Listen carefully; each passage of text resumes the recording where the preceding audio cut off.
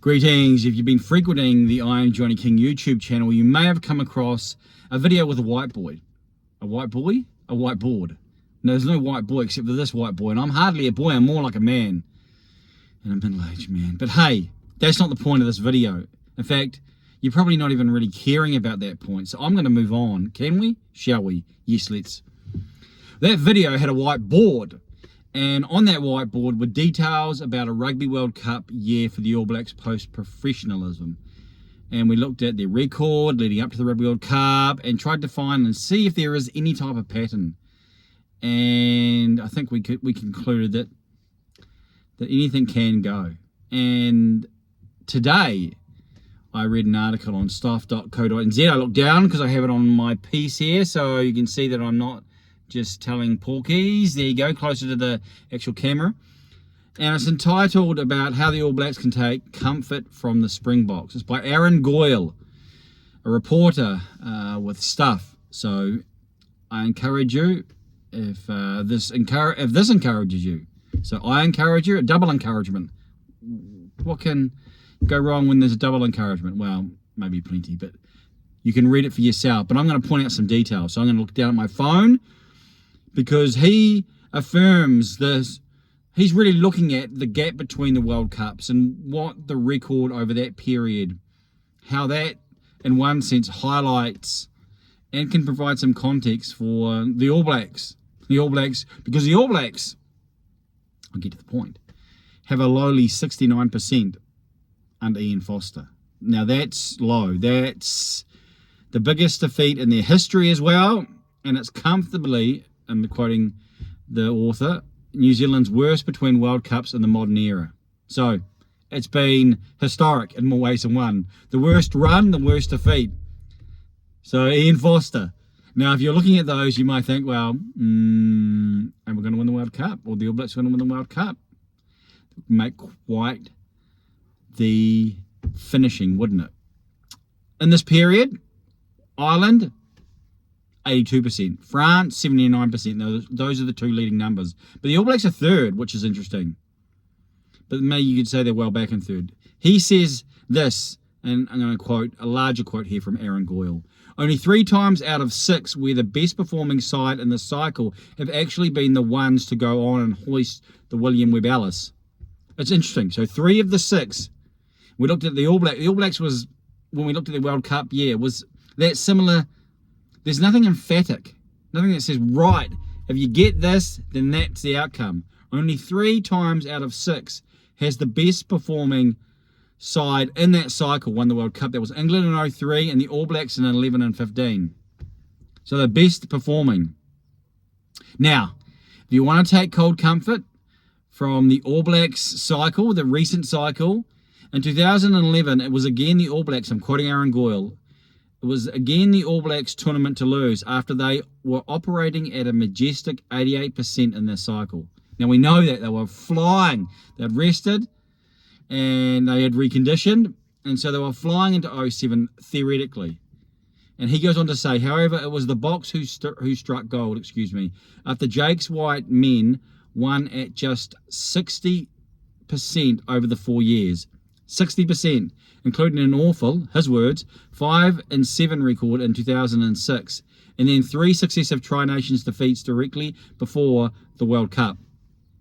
So, here again, it's interesting, we look at these things, we can get so caught up in our moment, can't we? And so caught up in what's just happened and what's transpired. When history tells us, well, you know, sometimes the team that's dominated in the cycle, half of the time it has been, but half of the time it hasn't been. And so what do you take from that? Well, you can say, well, it's not definitive. And it's more about whether or not that team that's dominated the cycle have dominated and continued that through. I think that's probably the point. And even when we look at Jake White and his run, was it 60%? And a 5-7 in 2006, and then 3 successive defeats in the Tri-Nations. What can happen in a Rugby World Cup is distinctive and operates in its own ecosystem. I think that's probably what we've learned in New Zealand, is that the All Blacks have struggled to operate in the Rugby World Cup because it is a different ecosystem. And how the All Blacks have been through the intervening period hasn't been how the All Blacks need to operate inside the World Cup. And the reason why the Springboks have been so good is because they've understood that and been able to integrate and to, I've used this term previously in another video, ring fence. So the World Cup is a ring, in one sense, is a ring fence event.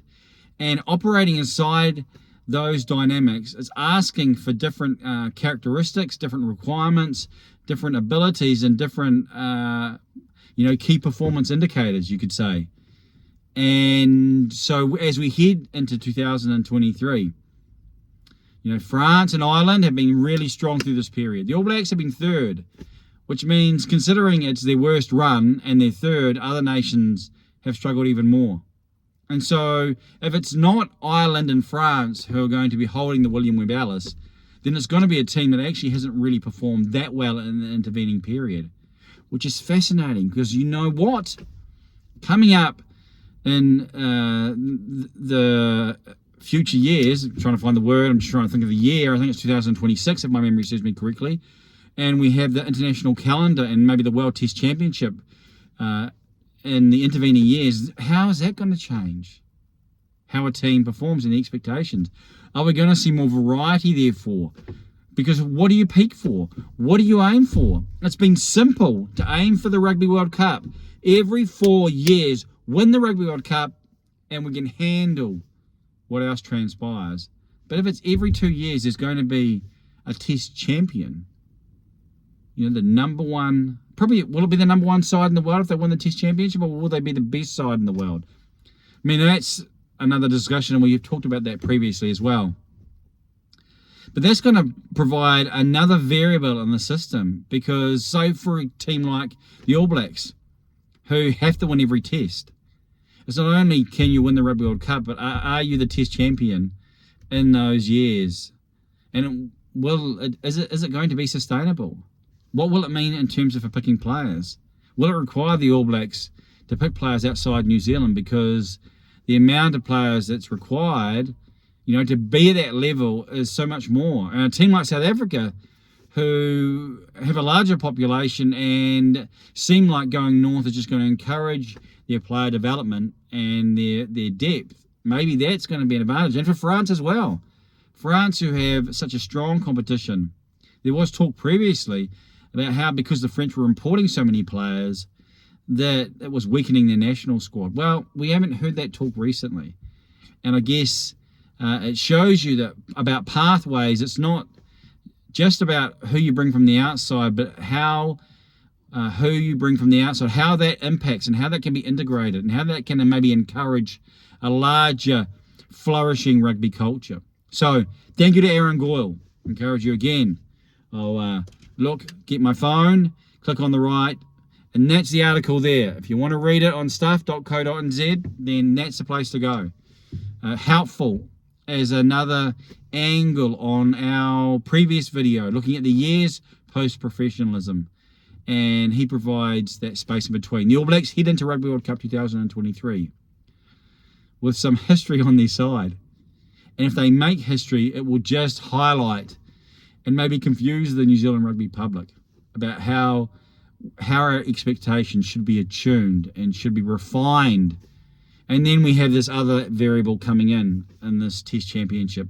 What's that going to mean? How is that going to change and require maturation and growth from a sporting supporter? I know with cricket, and as a cricket fan, a long-term cricket fan from my youth, my expectations changed with the Black Caps as they began to show different realities, and it went down and probably went up.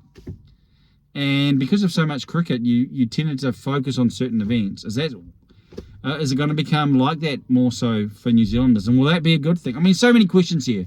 We probably don't want to become too diverse. We maybe want to just consider and incorporate that into how we are preparing for Rugby World Cup 2023. It's Monday in New Zealand. Monday about lunchtime. Saturday morning is when France versus the All Blacks. We're going to provide some more insight. But if you subscribe, then you're not going to miss anything. And please like, share, comment, do all the various things that you're supposed to do when you're on a YouTube video or on a YouTube page, or however you want to describe the engagement. Thank you for watching. I am Johnny King in Middle New Zealand. Beautiful, sun is shining Middle New Zealand. I am Johnny King. I said that again. Okay, did it twice. Repetition, it's meant to be significant. Maybe it will help you. Maybe it will encourage you. Maybe you could write your name twice in the comment section.